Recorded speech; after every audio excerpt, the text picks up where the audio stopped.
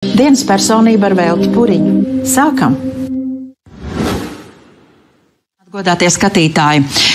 Par aktuāliem jautājumiem sabiedrībā no politologa skatu punkta šobrīd, un tūdaļ par to sarunāsimies plašāk. Studijā ir Rīgas Stradiņu universitātes profesore, politoloģa Ilga Kreituse. Labrīt! Labrīt! Sāksim ar jautājumu par demokrātiju, un būtībā šis jautājums par demokrātiju varētu vīties cauri arī mūsu sarunai citos jautājumos, es tā uzskatu. Tātad demokrātijas akadēmija. Labs veidojums, labs uzsākums. Kā tu vērtē? Sāksim ar nosaukumu. Šāds nosaukums tam, kas tur notiek, ir diskreditācija vārdam akadēmija. Mēs akadēmiju saistām ar zinātni, tā ir zinātņa akadēmija, ar saviem institūtiem, kas vēl ir zinātņa akadēmijā, un mēs saistām to ar augstāko izglītību. Ja mums ir mūzikas akadēmija, šī gadījumā šis, es nezinu, tur laikam 8 lekcija kaut kāds sajiets, tam nav nekāda sakara ar akadēmiju, un ļoti žēl, kad prezidenta kanceleja nesaprata to, un ka arī pats prezidents nesaprata to, ka nedrīkst mētāties ar apzīmējumiem, jo tas diskreditē vispār visu jēdzienu. Otra lieta, ne šādā veidā. Es demokrātijas pamatjēdziens pašlaik mācu 11. klasē. Tas ir skolas programmā. Šai vajadzēja būt darbam organizētam pilnīgi savādāk, ja gribēja nevalstiskās organizācijas, un tā ir ļoti liela Eiropas nauda, kas tur pašlaik tiek ieguldīta. Man negribētos teikt, ka izķērnēta, bija man vecai mammai tāds vārds, bet tas ir jāorganizē pa cilvēku specializācijas grupām, nevis jāsaslauka kopā, atvainojos par šādu izteicienu, sākot no 60-gadīga pašvaldības darbinieces, visu cieņu viņai, viņu mūžu pavadīs darbā, bet vai viņai jāsēž blakus ir vidusskolniekam, un ka viņiem ir vienāda nepieciešamība pēc vienāda sabiedrības procesa izskaidrojuma, man tas nekādi nav saprotams, un tāpēc man šķiet, ka kārtējo reizi laba ideja, kas ir nākus no Eiropas, Latvijā tiek, novazāta un loģiski nedos nekādu rezultātu. Man vienīgā cerība, ka tie, kas tur saņems to nobeiguma dokumentu, ja izsniegs šo nobeiguma dokumentu, ka tie to neierakstīs sev kā augstākās izglītības rādītāju, nepiestādīs šo diplomu kā augstākā izglītība, lai gan no otras puses viņš ir beidzis akadēmiju. Tad ir jautājums, ko nozīmē akadēmijas diploms. Jā, bet redzi, kā ir. Tika aicināti, ka šajā akadēmijā var apgūt, teiksim, to lekciju ciklu ik viens interesants. Ik viens. Tās ir tautas universitātes. Mums kādreiz bija tautas universitāte. Ik viens interesants nevar apgūt visu, ko vēlās. Tad jau es staigāšu un sēdēšu tikai lekcijās un nedarīšu savu parasto darbu. Ja? Tā kā saka, interesanti daudz arī, bet šādu darbu, lai viņam būtu atdeve, viņš jādara pa profesionālām grupām, jo pašvaldību darbiniekiem ir viena sfēra, kurā pedagogiem ir pilnīgi cita sfēra. Un otra lieta, tur ir ļoti jāizvērtē tas, ko saka, jo es teicu demokrātijas pamatprincipus, tagad pēc jaunās programmas es mācu 11. klasē, kur ļoti plaši skatām, kas ir demokrātija un uz konkrētiem Latvijas piemēriem, gan no vēstures, gan no šodienas. Jā, bet varbūt to demokrātiju mēģinās pasniegt tādā pilsoniskās aktivitātes mērcē, tādēļ, ka ja vajag kādu soliņu ierīkot, jābūt drosmīgam, jāraksta pašvaldībai. Sakars tam ar vārdu akadēmija, tie darbi, tas ir tas, vai jautājums, ko tur teica arī šīs akadēmijas vadītāji. Tad Jelgavā, piemēram, vecāki sanāca kopā. Tā nav demokrātija. Demokrātija kaut kas cits, tas ir sastāvs maza kripatiņa, kas ieiet demokrātijas procesā, ko sauc par cilvēku iesaistīšanos sabiedrisko procesu risināšanā, par pilsonisko sabiedrību. Mums tādi skaļi vārdi patīkās lietot, no kuriem man ļoti bieži šķiet, ja pajautāt pašiem lietotājiem, lai viņi paskaidro, ko tas reāli nozīmē. Un ja man jāklausās, ka demokrātija ir cilvēka aktivitāte daudzbērnu ģimenēm par brīvpusdienām skolā, tā nav demokrātija, tā ir cilvēka aktivitāte, savu tiesību aizstāvēšana un savas domas izteikšana, kas ir maza sastāvdaļa no demokrātijas kopumā. Ja mēs šobrīd paskatāmies uz partiju būšanām un nebūšanām, vispirms uz partiju finansējumu jautājumu, tad tas ir ļoti demokrātiski, manuprāt, visām partijām dot naudu. Jā, visām partijām dot naudu, lai viņas varētu pašlaik mierīgi, kā lai saka, kā vecos laikos skaitiet čuči mājas viesi. Čuči bija tāda kad runāja toreiz par Pēterburgas avīzēm un mājas viestām pretrunām. Jā.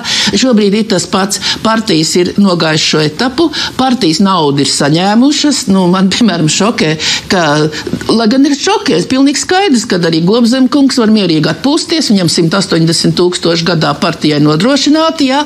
Es nezinu, ko par to domā nodokļu maksātāji, kuri maksā šo naudu. Partijas tagad naudiņas saņēmušas, kas ir parlamentā, kas nav parlamentā, jā, lielākā jaunai vienotībai gandrīz miljonus gadā, jā.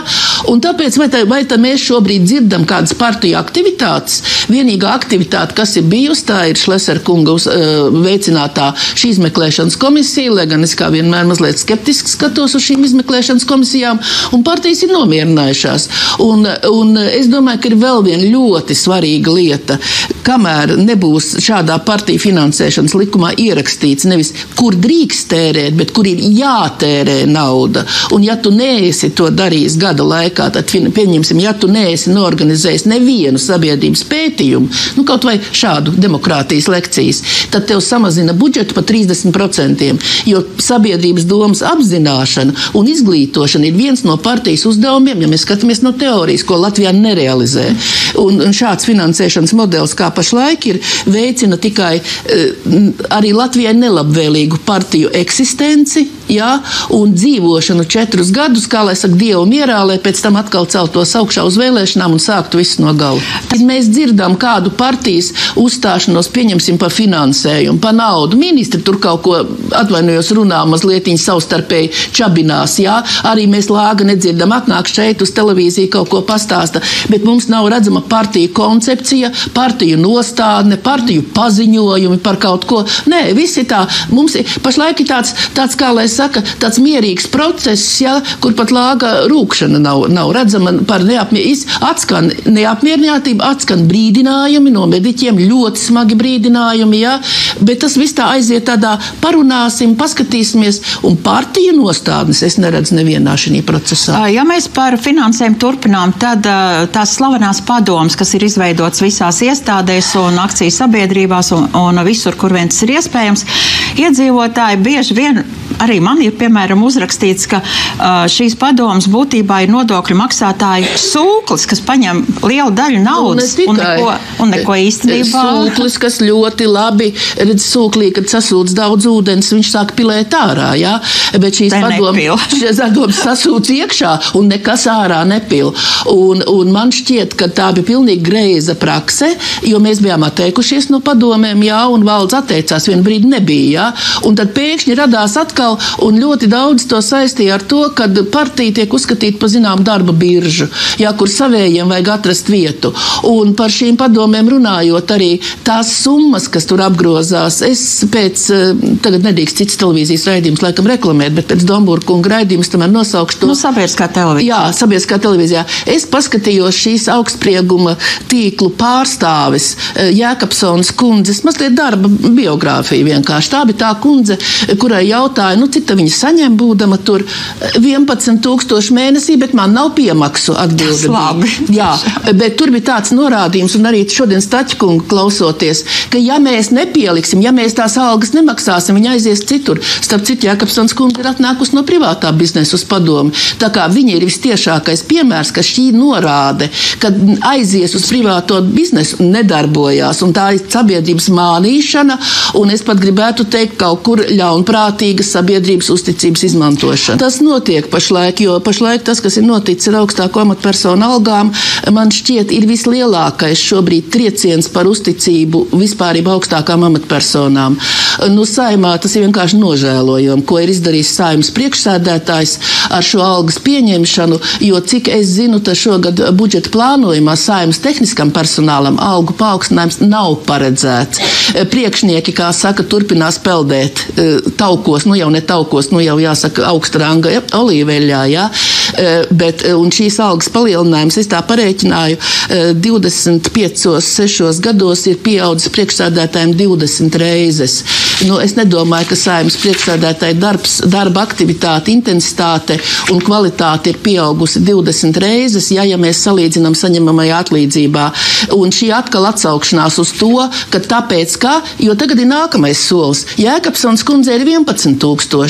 Tagad ko mums teiks? Ka valsts augstākās amatpersonas nedrīkst atpalikt no valdē saņemamajām algām, un līdz ar to arī, kas Smiltēnam jāceļ uz 11 000 ir. Šeit ir šī nesamērība un arī informācijas pasniegšana, kas rada cilvēkos šo ļoti lielo skepsi un pamatotu skepsi. Tad, kad tu skaiti, vai tu vari samaksāt elektrības rēķinu, viens tev stāsta, cik viņš ir šausmīgi pārpūlējies, sēdēdams un skatīdamies uz to, ko dara citi cilvēki. Skatās tādā gadījumā pavisam daudz strādā, daudz iesāk karjeru ministrijā, ieiet, jo tas ir ļoti labs ieraksts. Ja tu gribi braukt uz Eiropu, ļoti labs ieraksts savā dzīves gājumā, strādāja ministrijā tur un tur.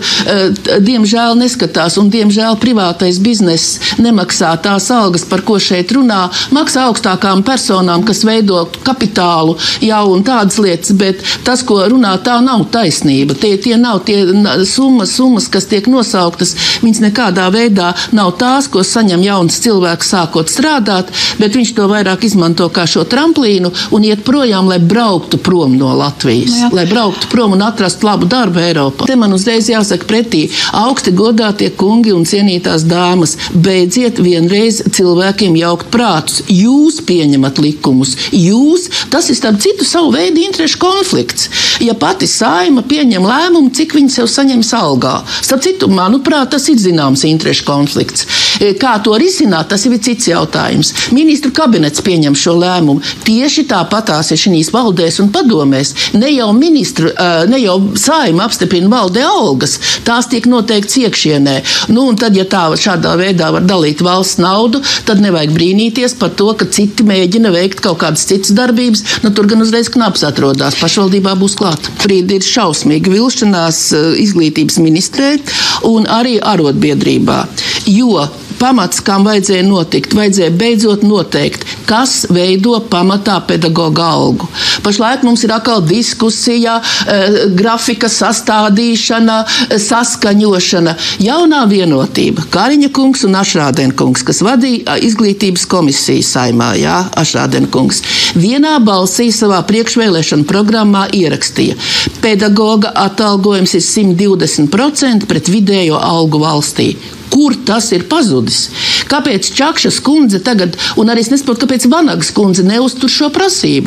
Un tas būtu ļoti normāli, ka pedagoga alga ir piesaistīta pie vidējās algas valstī, un mainoties vidējai algai, mainās šis te finansējums pedagogam, un nav jābūt ne grafikam, nav jābūt ne saskaņošanai, ne streiku komitejai un kārtējai baidīšanai, streikosim un nestreikosim un tādu. Tā ir viena lieta, kas man ir pilnīgi nesaprotama. Kāpēc notiek šādā veidā, kā tas ir? Šāda atkal muļāšanās ap visu to. Otra lieta, man gribētos pat kaut kur atvainoties lauku skolu pedagogiem par to norādījumu, ka laukos nevar iegūt kvalitatīvu izglītību, vienkāršot sakot. Es gribētu teikt, nevajag tā runāt, jo tā tas nav. Un ja mēs skatāmies uz studentiem, tad es jau teicu, mums vienu gadu labākais maģistrs universitātē bija skolēns no Baltinavas vidusskolas. Es nebaidos viņiem taisīt reklāmu, kur pēc Čakšas kundzes ieskatiem, tad galīgi Krievijas pierobeža tur vajadzētu būt, neteiksim, ka pagrimumam, bet tāpēc šāda attieksme dalīt laukos un pilsētā un šobrīd teikt, kuri kvalitatīvā, kuri mazāk kvalitatīvi, tas nav korekti, jo vērtēt skolēnu tikai pēc tā, kas ir, kāds tur priekšmets ir bijis vai tiešā vai kādā veidā pasniegts, nevar, jo otra lieta ir skolēnam vidusskolā ir jāiegūst prasme studēt, ja viņš pēc tam grib tālāk mācīties. Un arī tas ir no lauku vidas nākušajiem daudz vairāk izkopt šīs iemaņas un daudz lielāka vēlme iegūt kaut ko jaunu un ieiet šī apritē. Tāpēc es gribētu teikt, tā ir otra lieta, par ko nevajadzētu šādā veidā runāt un šādā veidā spriest un vērtēt un radīt zināms mazvērtības kompleksu daļai Latvijas iedzīvotāju. Padome, kuras darbības rezultātā, ir pirmais precedents, ka ar padomi un padomas veidošanu kaut kas nav kārtībā. Es domāju, ka te ir 2 jau šādi piemēri, un 2 jau tas jau liecina par zinām likumsakarību. Daugavpilī ir šis gadījums ar naudu, kas ir ļoti smags gadījums, un tur vēl es nezinu, vai tas ir tikai Daugavpils universitātē, jo arī citur Eiropas naudas ir izmantotas celtniecībā un tam līdzīgi, un otrs ir Liepājas universitāte, kur nonāk pilnīgā pretrunā, iznāk, ka no ārpuses atsūtītie cilvēki redz labāk, kā pasniegt un kā darīt, nekā iekšā strādājošie pasniedzēji. Tas ir pilnīgi nenormāli. Bet šeit ir vēl viena lieta, kas manī tādu izraisīja zinām smaidu. Tagad arī no izglītības ministrijas puses, vai viņi padomājuši par to. Tagad tas lēmums, kad varētu būt, kad Liepājas universitāte ar Tehnisko universitāti un pieslēdzās Rīgas Stradiņu universitāte un Latvijas universitāte. Bet ir maza niansīta. Tehniskā universitāte ir izglītības ministrijas pakļautībā, bet Rīgas Stradiņu universitāte ir veselības ministrijas pakļautībā. Kā šīs ministrijas tagad savstarpēji sadarbosies šī augstākā izglītībā? Jo tas ir kārtējs jautājums. Latvijā augstāko izglītību pārvalda 5 ministrijas dažādas, un šīs augstskolas katra ir piesaistīta pie dažādām ministrijām. Varbūt ir jāsāk no otra gala, pirms kaut ko optimizēt arī augstākās izglītības pārvaldību valstī. Jūs palabot nevis aizgāja, bet viņu aizgāja. To es viņu atcēla no šī amata. Viņa pati ne par ko, viņa rokām un kājām. Reira kungs.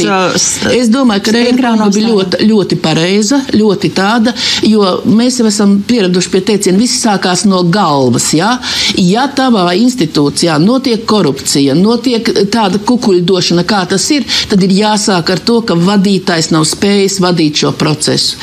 Ja viņš kaut ko tur ir izdarījis, bet viena daļa ir palikusi neizdarīt, tad vadītājiem ir jāaiziet no šī amata, un man patika viena deputāta izteikums, ka vispārībā vajadzēja iztīrīt visu vidu vadību, lai varētu sākt no jauna cilvēki, kas nav savstarpēji saistīti. Tas, kas notiek šobrīd, rada zināmas pārdomas par jaunās vienotības partijas, vispārībā pašas attieksmi pret vidu, un varbūt arī, es negribu teikt, ka tur kāds ir ieinteresēts savu finanso darījumu dēļ, bet tas, kas šodien notiek ar vidu, atkal nerada uzticību cilvēkos, ka valsts augstākās amatpersonas, šī gadījumā finanšu ministrs, ņem vērā sabiedrības uzskatu un ņem vērā tādus jēdzienus kā etika un morāle valsts amatpersonu darbībā. Vienkārši jautājums, vai ir izveidots mehānisms, kas to darīs, kādā veidā tas notiks, un otra lieta, cik tas izmaksās. Un vai šobrīd šie pensionāru lojalitāti Latvijai var izmērīt ar to, vai viņš māk veikalā nopirkt, paprasīt maizi. Ja nemāk paprasīt, tā ir viņa problēma, viņš iemācīsies, bet caur eksāmenu. Un tad ir trešais jautājums, ko darīs, ja nenokārtos 70 gadu veca pensionāri, nenokārtos. Es nezinu, es vienkārši man ir tāds jautājums tiem, kas to dara un organizē. Kas notiks ar šo cilvēku? Jā? Vai mēs sāksim deportāciju, tā kā nelegāliem imigrantiem, kurus tagad Itālijā ļoti ātri strauji notiek šis process, jo ir pa daudz. Kas tālāk? Man šķiet, ka šis it kā labi izdomātais process nav sakārtots pašos pamatos. Tas, ko es tev teicu, viss sākās no galvas. Šobrīd valstī tiek spriests par to, ka izvērtēs cilvēka lojalitāti pret valsti un attiecību par nostāju pret Krieviju. Kā jūs taisaties izvēlēt, man gribās tā teikt deputātiem, šo lojalitāti ikdienas cilvēkam, jā? Ja jūs nevarat tikt paši galā savā vidū ar deputātiem, ir likuma un kārtība, ko pieņem Saeima. Ja tāda kārtība ir, tad lūdzu izmainiet, ja ir nepieciešams, bet sākiet un dariet beidzot, nevis visu laiku apceriet, jo Gribcauja mums ir kļūst par tādu, es nezinu, gandrīz vai Lele Bārbī, ko visi apcerē un visur rāda un visi runā, nesaprotot to, ka šāda veida tā ir savu veidu reklāma viņai, ka viņa visu laiku televīzijas ekrānos, visi viņu redz, jā, arī negatīvais dod atpazīstamību. Un šeit, es gribētu teikt Saeimai, tiekiet paši ar sevi galā, tiekiet galā ar savu deputātu un tad sākiet mācīt citus. Ir ētikas komisijas, ir iespējas izskatīt, ir iespējas ierosināt, ir iespējas mainīt likumu, ka ja ir ierosināts krimināla process, Saeimas deputāta darbība tiek apturēta. Kādreiz tāda bija, bet Bordāns un konservatīvie, kur bija, un Kaimiņš un Ko, kas bija, ja, kur kur vajadzēja, lai viņi darbojās un lai uztur pozīciju, tas likums tika izmainīts. Vismaz apturiet darbību uz kādu laiku, kamēr tiekaties ceļā skaidrībā. Postens ir ļoti pārāk augsts, viņš nav, bet viņš ir tas klusi augstais postens, kurā galā nosaka, ko ievēlēs, ko neievēlēs. Un šī gadījumā galvenais ir faktors, vai cilvēks atbraucot no ārpuses spēs tikt galā ar tām iekšējām ķezām, kas šī komisijā visu laiku ir noritējušas.